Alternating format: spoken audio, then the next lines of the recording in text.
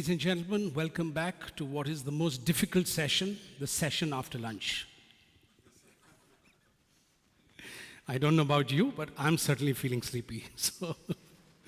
But of course, I think we have a very exciting conversation ahead of us, it will completely be brought to life by the very, very distinguished and experienced panel that is going to join me very soon.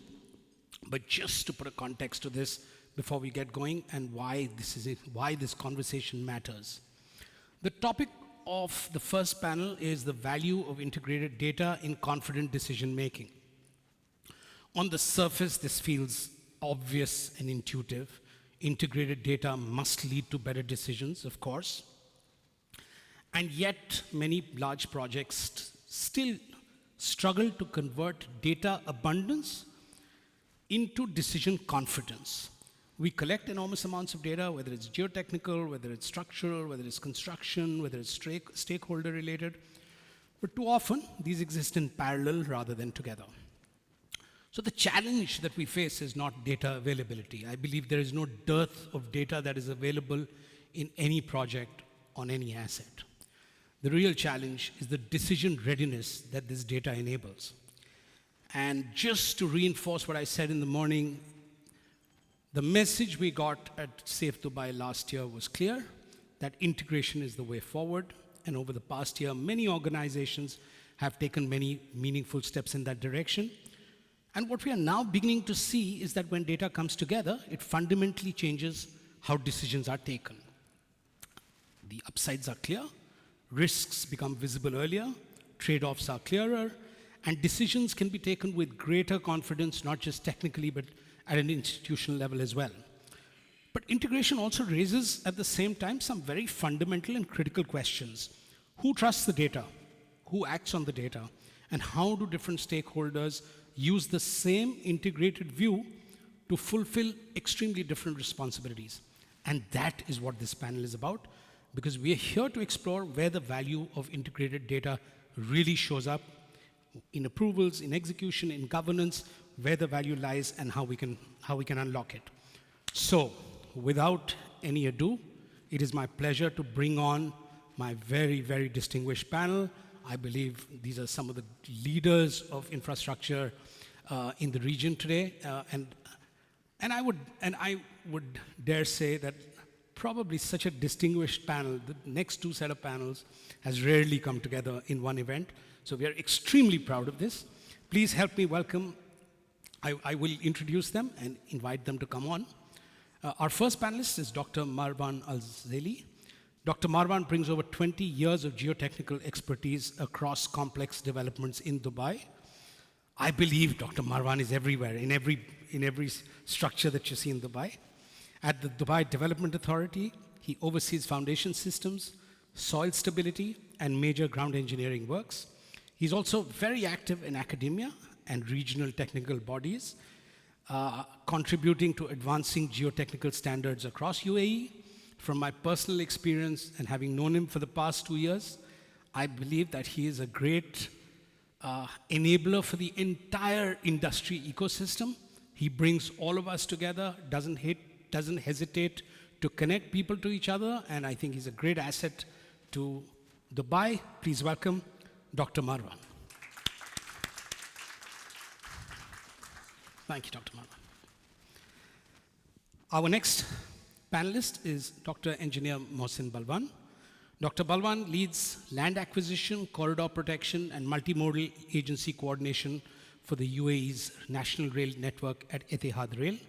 He previously headed traffic engineering at Sharjah RTA, overseeing traffic planning and intelligent transport systems. He is the first Emirati ever to earn a PhD in intelligent transportation systems.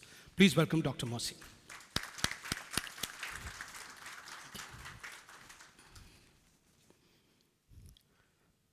Our next panelist is Dr. Mohammad Abu Bakr Al-Hashimi. Dr. Al-Hashimi is a senior urban mobility leader with over 25 years of experience transforming public transport systems across marine, bus, and rail networks. He is known for delivering large-scale mobility programs focused on safety, sustainability, and operational excellence. He holds a PhD in engineering management and is widely recognized for institutional transport transformation. Please welcome Dr. Al-Hashimi. Thank you.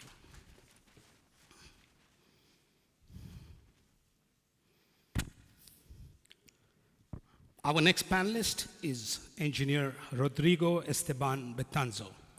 Rodrigo is a geotechnical design leader at WSP Middle East with experience across high complexity infrastructure projects in the MENA region and in the Americas. He holds a master's in geotech engineering from the University of Illinois.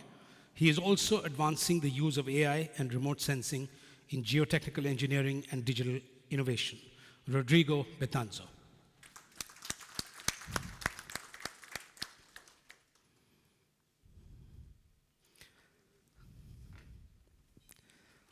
Our final panelist for this afternoon is engineer Mohammed Flaha, who is a senior structural leader with over 15 years of experience in high-rise design and supervision. He has overseen structural delivery of more than 60 towers, including several landmark developments. His expertise lies in structural performance and large-scale vertical construction. Engineer Mohammed Flaha.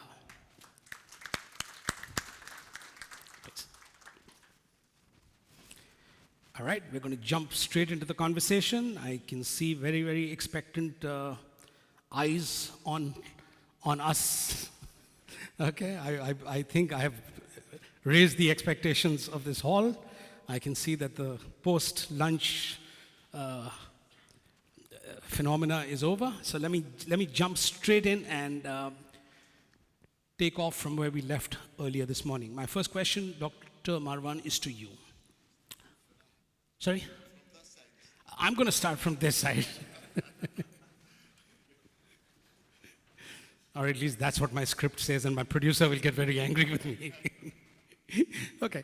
My first question is, from a regulatory and geotechnical oversight perspective, how does access to integrated project data change the quality and confidence of decisions, specifically when it's related to approvals, risk mitigation, and long-term asset safety?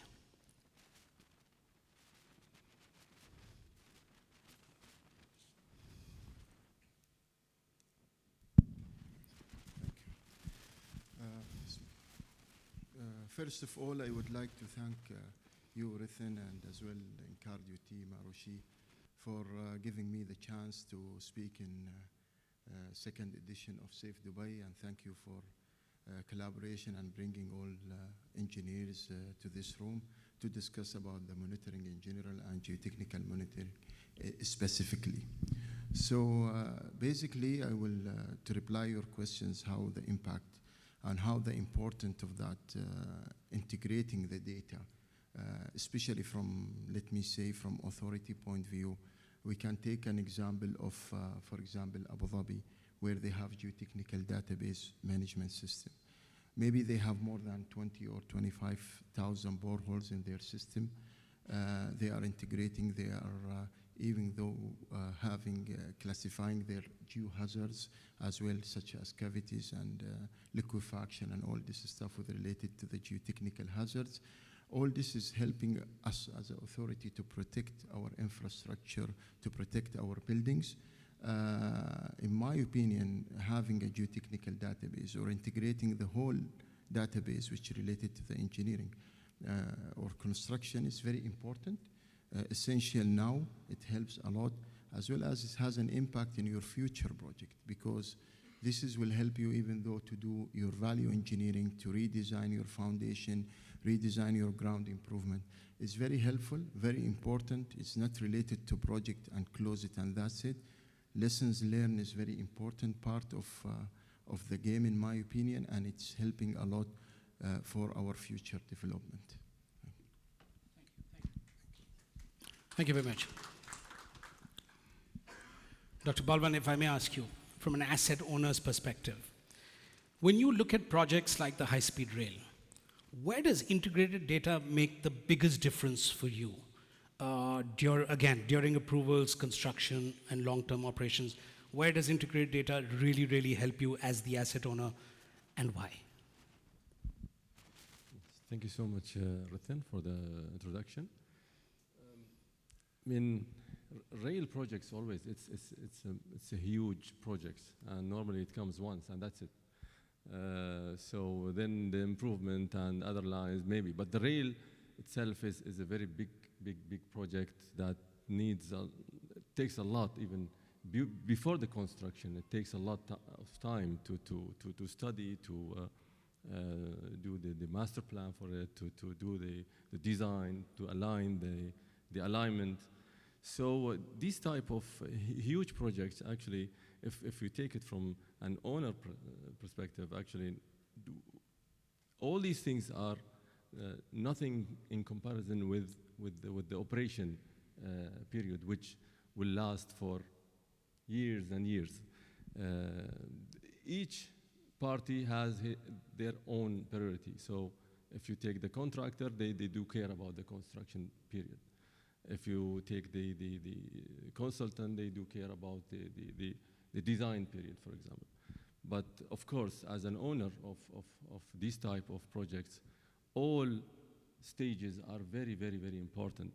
And if you do any mistake in any stage, at the end, the owner is going to suffer for a decades in the operation period.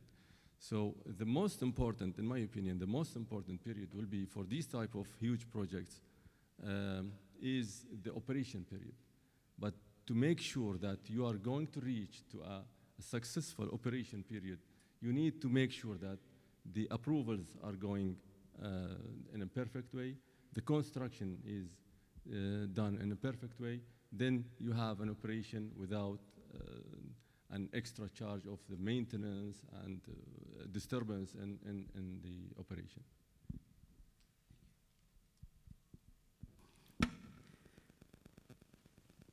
Dr. Hashimi, I think you bring in a very, very interesting perspective, because you have seen infrastructure delivery both from within public authority and now from the outside. What is your opinion? Where do you see the biggest opportunities that get missed when data gets fragmented? First of all, thank you for having me here in this panel. And based on my experience in both public authorities and now in private sector, I think the opportunities and the challenge is not technical. It is more strategic alignment. As you know, that data available everywhere. Each system gives you a data.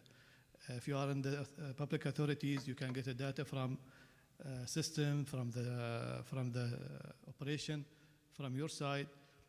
The problem is how to integrate these data together, how to have a full picture that when you do a decision, you have an evidence and strong back evidence that you support your decision. And also for this special projects like transportation mega projects, the decision and the data is very important, because you are not building the project for coming 2 years. We are building for the decades. And the most important that when you do a decision, you need to have a proper integrated, what you call a 360-degree of overall review of whatever you have, and to transfer the data to information that you can take a decision. This will make you sustainable in the future. Thank you very much. Rodrigo, now the consultant's perspective. How does access to integrated real-time project data change the nature of advice and consultancy that you give compared to traditional report-driven assignments, engagements? Thank you for the invite. First of all, I feel very honored to be among such distinguished panel. Consultants, the answer is yes. Meaning it's a very open question, but as I meditated on the question, then, so as a consultant, at the moment, we do have data, but still our reporting system is static. We collect the data, we issue a GIR, and that's it. So the GIR is approved, and then we move on. But then what happens with an asset like embankments, rail embankments, or roads? They're changing, their operations. Sometimes there are works that are not planned in the beginning. Let's say an embankment needs to be taken out, part of it because of whatever issue. Is that recorded into the GIR? No, we don't go back to the GIR to do that. So I think primarily what the revolution of data is doing is to enable the consultant to be a risk navigator rather than a report writer. Yeah. So the role is going to change for us to be alongside the asset owners, to be alongside contractors in real time.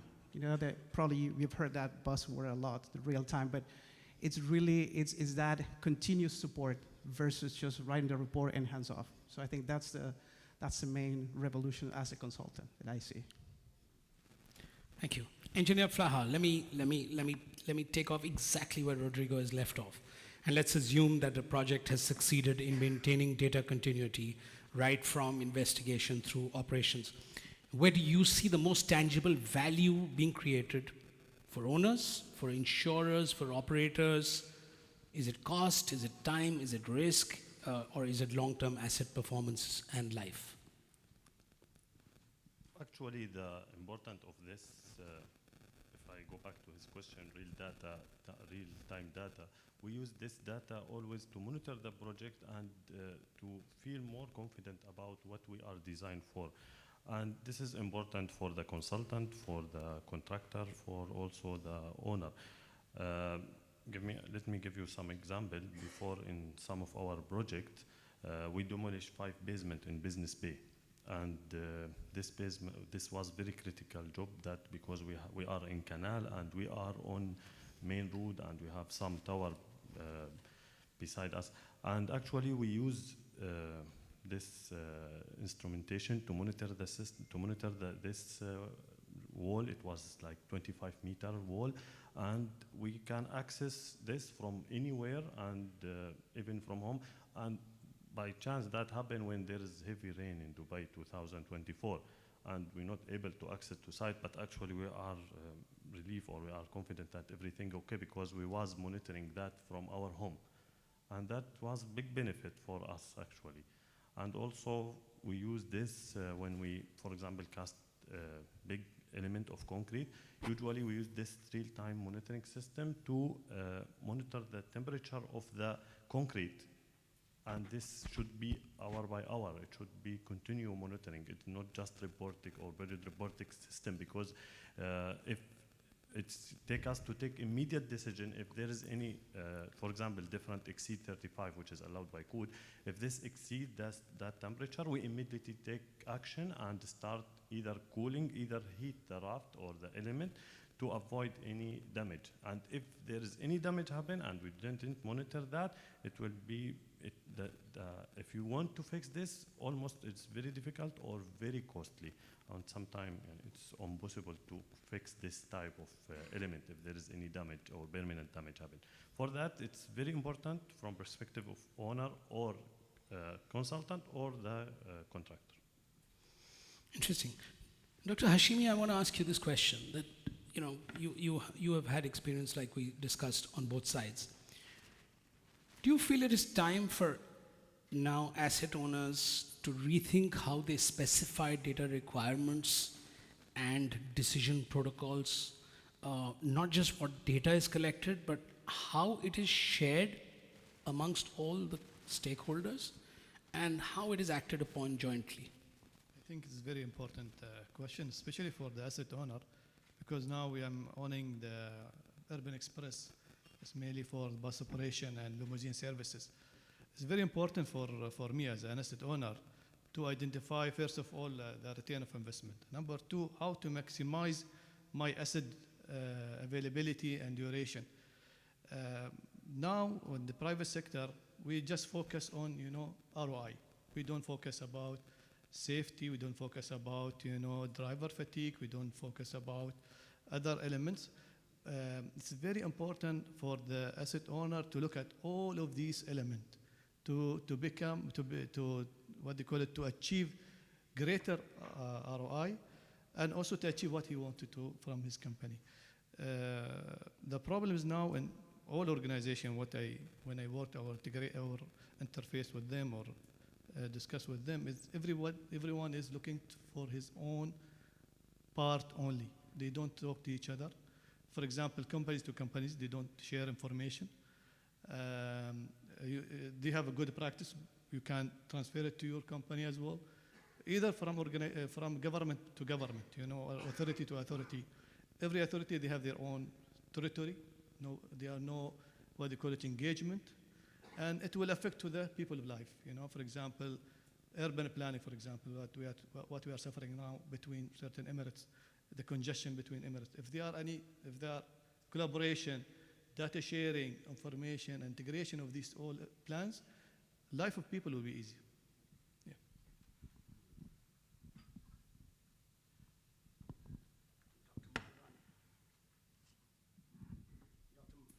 Sorry. Dr. Marwan, I'm going to come back to you. I think you hinted at it in your last answer, but I'm going to probe you a little more on this. You give me hard questions. You're my favorite. With you, I know I'll get away with it. My question is, in a fast developing urban environment like Dubai, where multiple projects are interacting below ground, how important is integrated geotechnical data in managing cumulative risk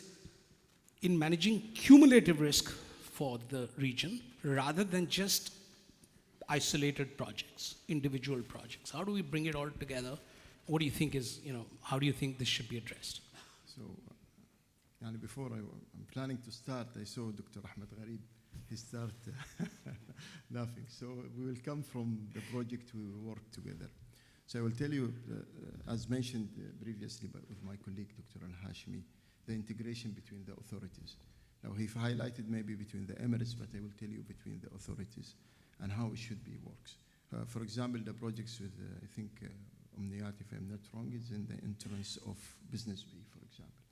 There they have a future metro and they have a lot of underground works and all this stuff. So if I design my building isolated, will have a great impact on the metro and on the stations and the future development in that area. So in my opinion, the database should be for the whole authority, fully integrated for the whole city. That will lead to full integration between the authorities.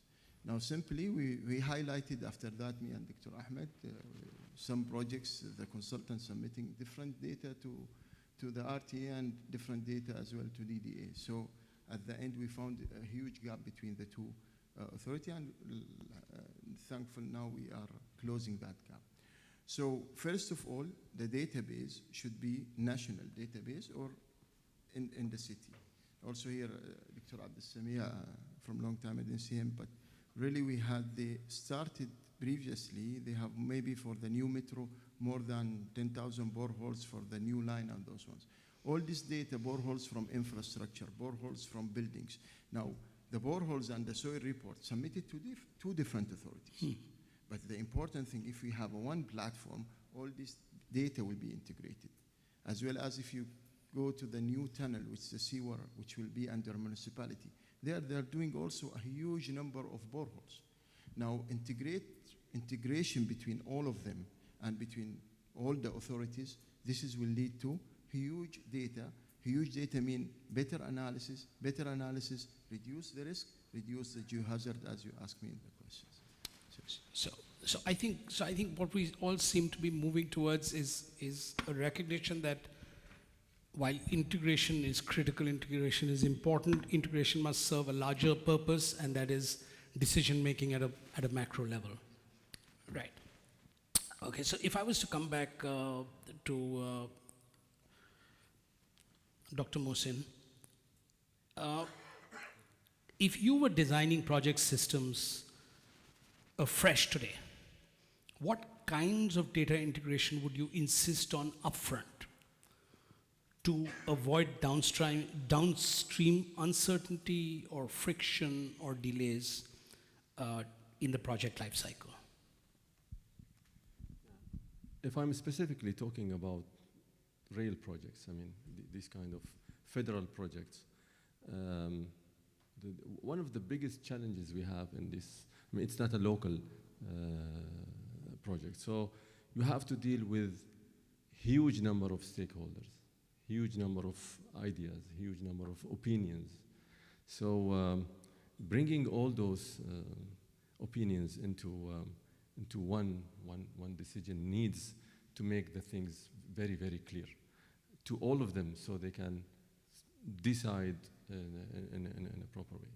So for these type of projects, one of the main things is to know where exactly you are going. Huh? So is to know the alignment, where exactly it is, to know the boundary of the project. Yes. So if it is clear, then you know who is there, who is not there, who should be there, who should take the decision, who should you reach to get the opinion. So the boundary of the project is the foundation of any rail project where you can start. And then, of course, the procedure and approvals and all these things should be very, very systematic. All the points should be clear for all parties. Who is owning the task, who is taking the decision, whom you have to go back to. So all this information, the approvals, right of way, alignment of the railway is so important. And one of the things that maybe I can see that it's important is the governance of the process itself. So it is a federal. You need many. I mean, in UAE you need 7 governments to to talk about it, to approve it.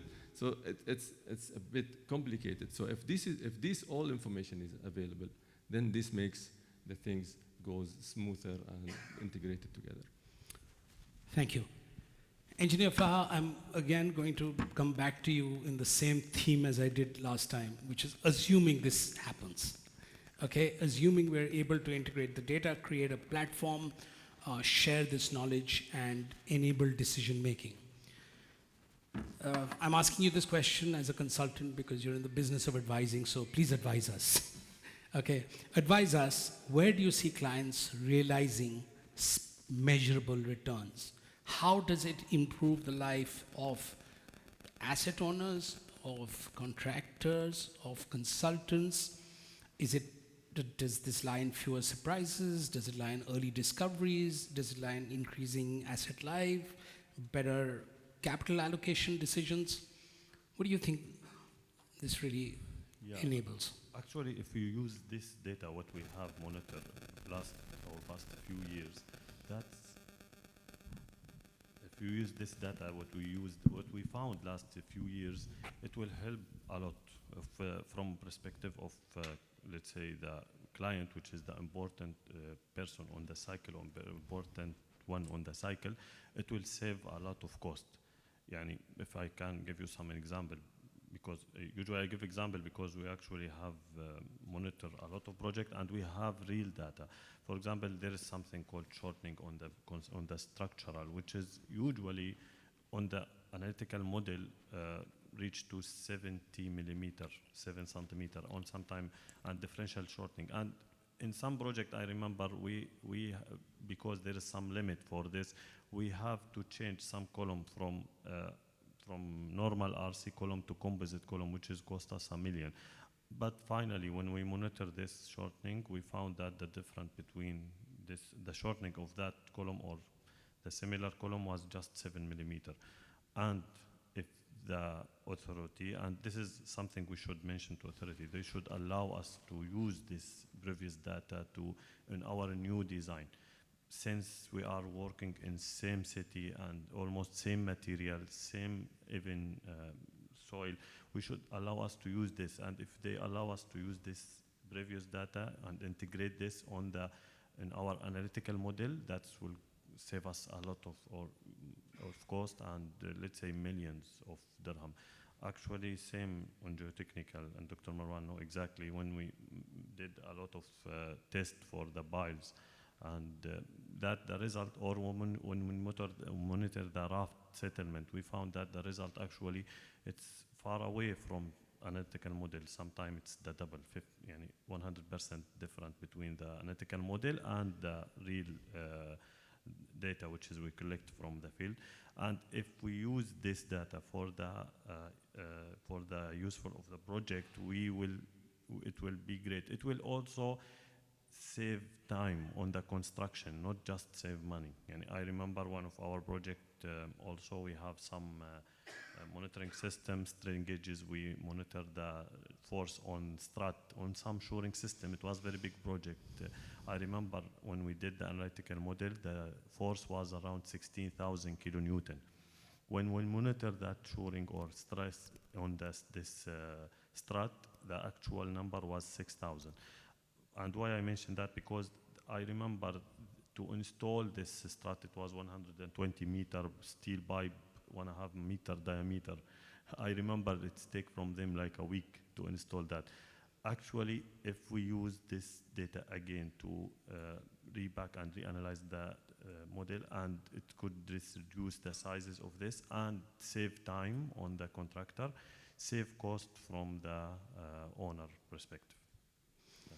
Thank you. So, Rodrigo, I'm going to ask you this question because I believe I can hold you to that question, to the answer.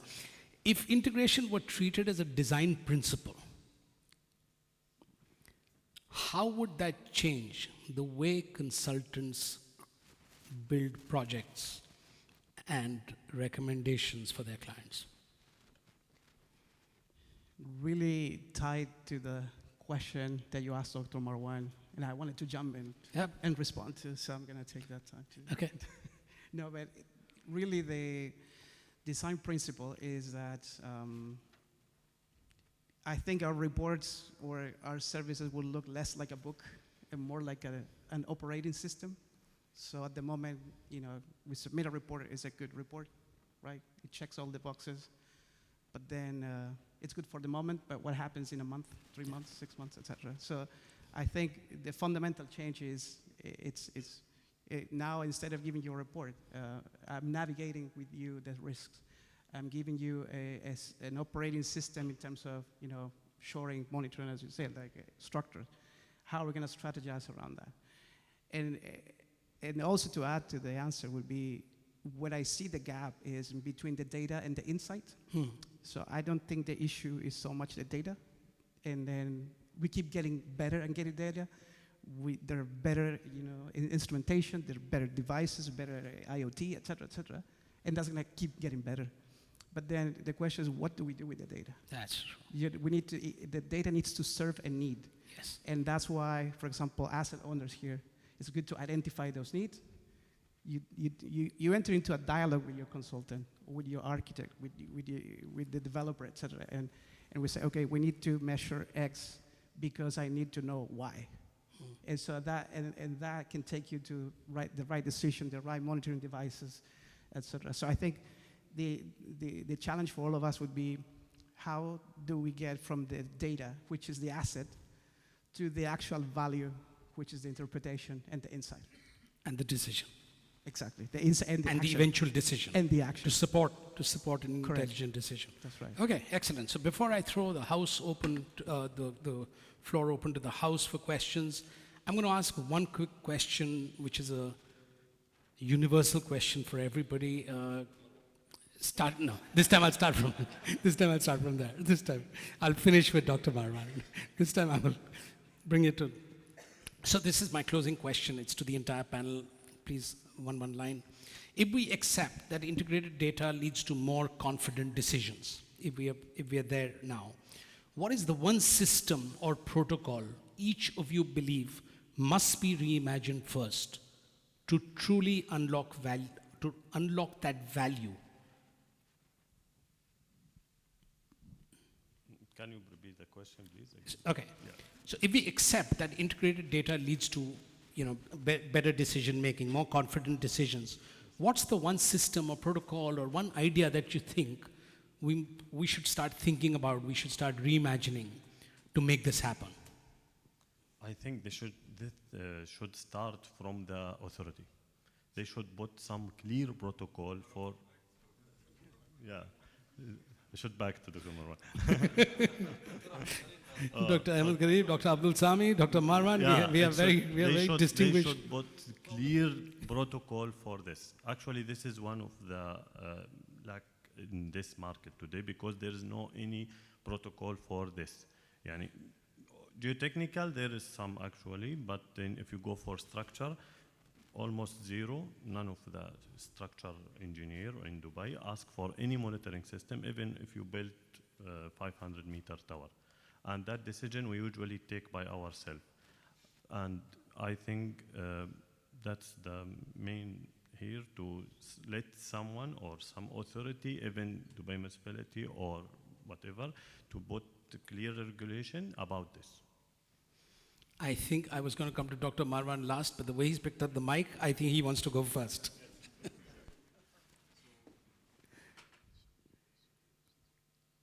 So I want to highlight, I totally agree with you, Engineer Falah, regarding the authorities is the important part of it. But let me take it practically from, let us call, construction 4.0 or geotechnique 4.0. So, and many, for example, solution we have, we call it geotechnical workflow, which is starting. I'm disagree with you regarding the structure and the architect because I think Dubai municipality recently, they started all the towers above the 20 floors, they have to be in BIM. So BIM mean data and, but unluckily nothing related to geotech. This is what we are trying to reach. So BIM is architecture, building services, as well as the structural part. Now, I will go back to the geotechnical part. Now, if we go for a lot of literature or a lot of researches which related to construction 4.0, take it to geotechnical 0.0. The important part of it, the digitalization. So they have almost like 9 or 10 pillars. One of them like digitalization, BIM, 3D printing, automation, all this stuff, which you can find it in construction 4.0.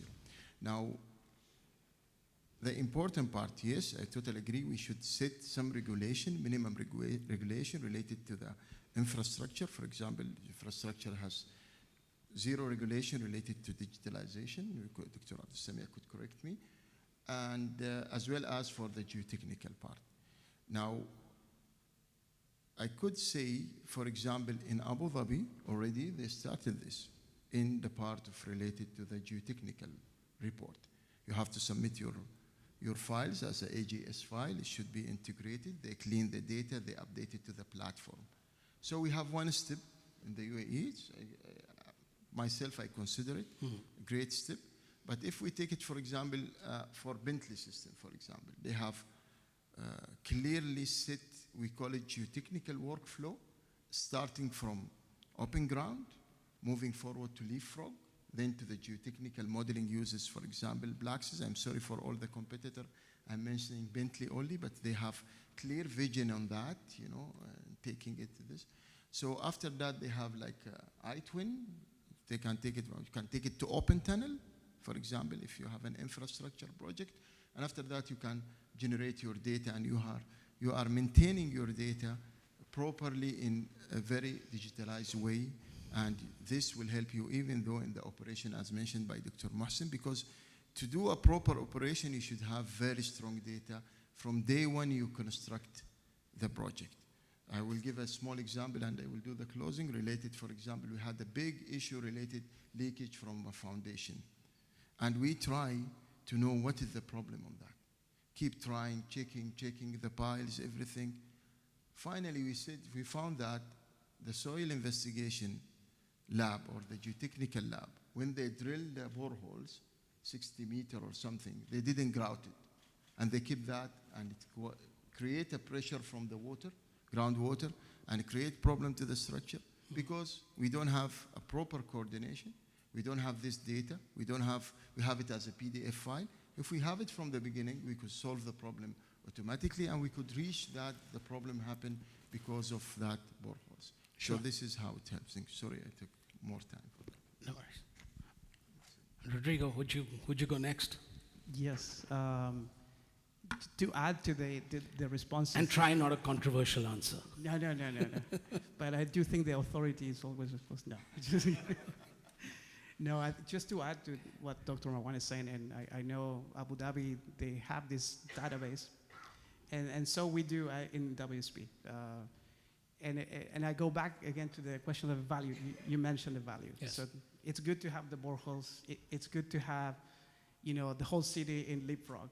Again, that's the software we're using, but it could be any software. And the question is, what are we going to do with that data? So WSP, we have certain objectives already, what we're going to do with that massive model that we're building. For example, we have lots of data for pile testing in Dubai downtown throughout like 20 plus years, collected, instrumented data. We can recalibrate that using finite element models, and then why not, we can add a predictive capability using AI to design piles using AI. That's one application. But then still the question is why? Why do we want that? And one answer would be, okay, we want to save time for the contractor. We want to speed up a concept design that can be produced in days versus weeks, etc. So again, the value to me comes to the question, what's my need? Or what's the need of the owner? What's the need of the asset manager? And it starts from there. All right, great. Dr. Al-Hashimi.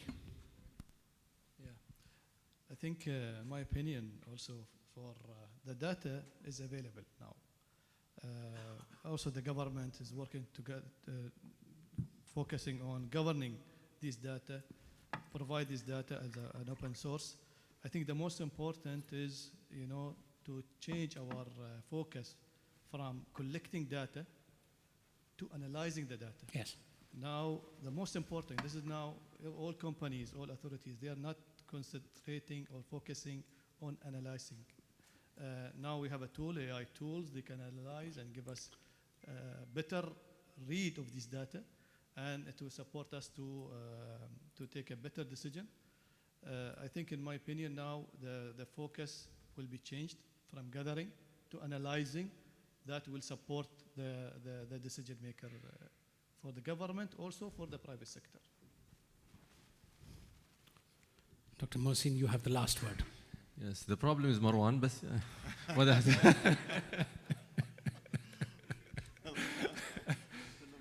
yes. One step before this integration. Yes, one step in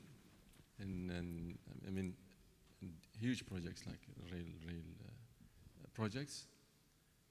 The data is available. Okay, even if I compare, I'm going through many systems. So Sharjah has different system, Dubai has different. Then in Dubai you have another entity that has a different system. The most advanced system, I can say one of the most, it's in Dubai, comparing with other Emirates. Abu Dhabi has a good system as well. Even though with this data, with these integrated systems, talks a lot of time to take the right decision. Sure. If you have the data integrated in a way that it's not clear to the stakeholder to take the decision or to the entity, then the easiest thing to do is not to do anything or to reject, as always Dr. Marwan is doing. But even though with is it true? And there is an example, Dr. Ahmed Gharib still, he didn't approve our case yet,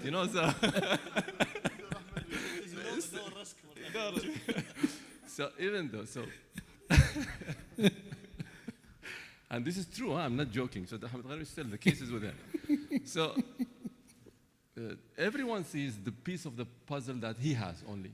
Yes. And this is the problem in the system. Okay, we have AI, we have the most advanced system, we have the data as well, but it's not showing the whole picture to everyone to take the right decision on time.